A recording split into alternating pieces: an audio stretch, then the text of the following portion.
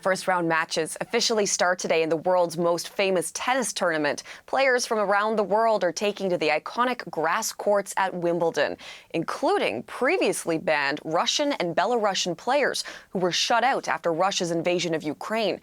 Our Abby Kuadasan is at the Wimbledon grounds this morning, and she joins us now. Abby, good morning. Good to see you.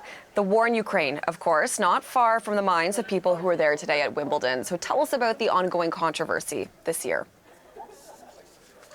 Hillary, certainly opening day here at Wimbledon, and as you say, that controversy has not subsided. The All England Club has lifted the ban on Belarusian and Russian players at the tournament this year. That's, of course, a reversal from last year following the invasion of Ukraine when they banned players from both of those countries. But that has not really subsided in terms of conversation. People are still talking about it. They can compete at this year's tournament after signing neutrality agreements and also competing as neutrals. But we've also heard from Ukrainian players who say this is absolutely the wrong decision. Just at the French Open a few weeks ago, we saw Ukrainian players like Alina Svitolina refuse to shake hands with her opponents from Russia and Belarus. She said this was not about sportsmanship. This was about her country, that people were dying, that buildings were being bombed, that cities were being destroyed, and she could not shake hands with players from those countries who refused to condemn Vladimir Putin's war. So certainly a political aspect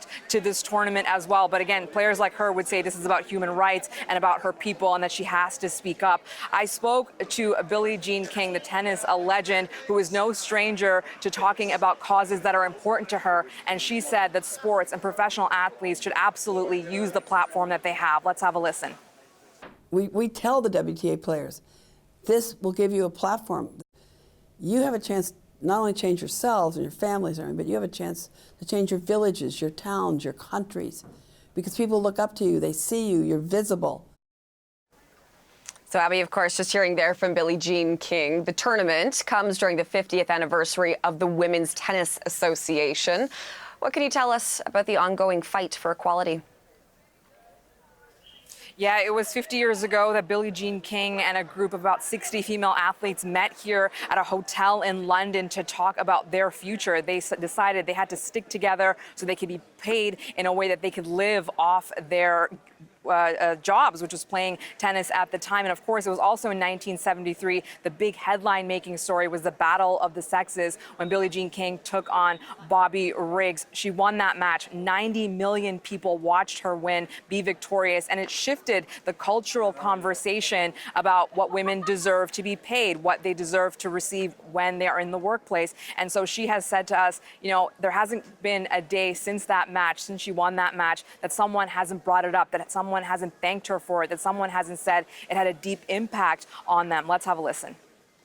I never thought about my daughter until I watched that match.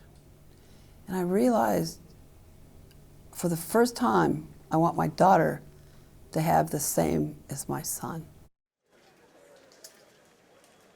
Now, all 4 Grand Slams do provide equal prize money on both sides of the tour, but that's not the standard in terms of other tournaments throughout the year, Hillary. Abby, thank you for this. Our Abby Kuadasan there for us.